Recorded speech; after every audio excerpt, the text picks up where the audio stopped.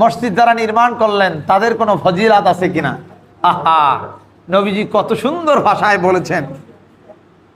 ইবনে মাজাহ 733 নম্বর হাদিসের ভিতরে ওমর ইবনুল খাত্তাব রাদিয়াল্লাহু তাআলা হতে বর্ণনা, নবীজি বলেন, যে ব্যক্তি দুনিয়ার জমিনে একটি মসজিদ আল্লাহর ইবাদতখানা তৈরি করবেন, কাল কিয়ামতের ময়দানে আল্লাহ যাদেরকে জান্নাত দিবেন ওই মানুষদের জন্য এক একটা করে জান্নাতের ঘর আল্লাহ নির্মাণ করে রেখে দিয়েছেন।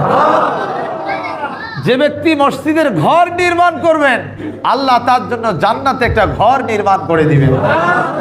প্রিয় ভাইরা আমার, এখন বলেন তো দেখি, সমাজে একটা মসজিদ একাই নির্মাণ করা সম্ভব? আরো আসতে বলেন, সম্ভব? কেউ জমি দিবে, কেউ টাকা দিবে, কেউ ইট দিবে, কেউ সিমেন্ট দিবে, ঠিক নেবে ঠিক? বিভিন্ন জিনিস দিয়ে মসজিদ তৈরি হবে। তার মানে হলো এ হাদিসের ব্যাখ্যা এককভাবে নয়। এ মসজিদ নির্মাণের জন্য আপনি যতটুকু যেভাবেই সাধ্য মোতাবেক হেল্প করবেন আপনিও এটার সওয়াবের অংশীদার হবেন। এখন অনেকেই কয় যে সলিমুদ্দিন তো জমি দিয়েছে, আব্দুর রহিম তো ঘরটা তুলে দিল, ওর জন্য জান্নাত, বই ওখানে টাকা দিয়ে মোল্লাভ কি আছে না? নাই? গ্রাম্য ভাষায় বললাম, কথাটা কি বুঝছেন না নাই বোঝেন? এরকম বলে না অনেক মানুষ আছে না? প্রিয় ভাইরা আমার, ঘর কার? ইবাদত করবে বান্দা কার উদ্দেশ্যে? এ সওয়াব লিখবেন কে? তাহলে আল্লাহ যদি লিখেন, সে মালিকই তো বিশ্ব নবীর মাধ্যমে বলেছেন, আপনি বিশ্বাস না করার কে? সওয়াব তো তিনি দিবেন নাকি?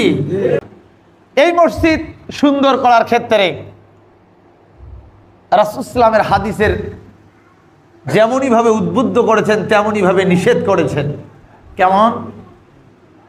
অনেকের মসজিদ টাইলস দিয়ে ভরপুর, এসি, এরপরে বড় বড় বাতি, যেগুলোকে কি বাতি বলে? ঝাড়বাতি, একে খুব চাকচিক্য, খুব সুন্দর। ওই মসজিদের সভাপতি বাইরে যা বলে, আপনি জানেন আমি কোন মসজিদের সভাপতি?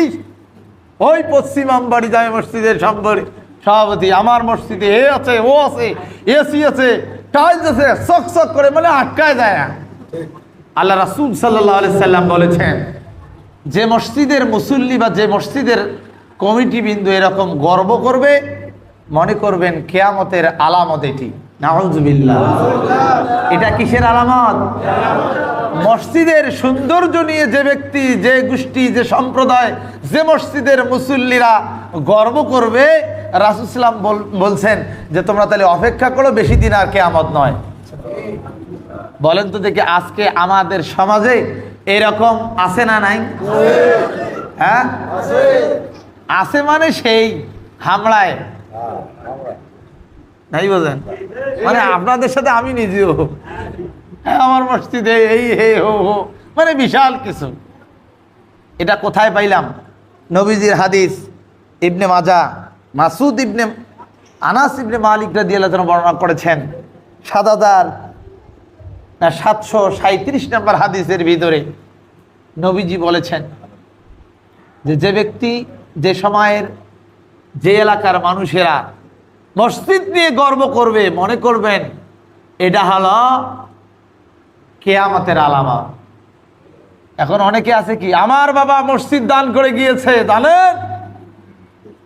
নাই নাই নাই, ওই মসজিদের জমি আমার বাবা দান করেছে, ওই মসজিদের নিচের যে টাইলস গুলো, এগুলো আমার টাকার।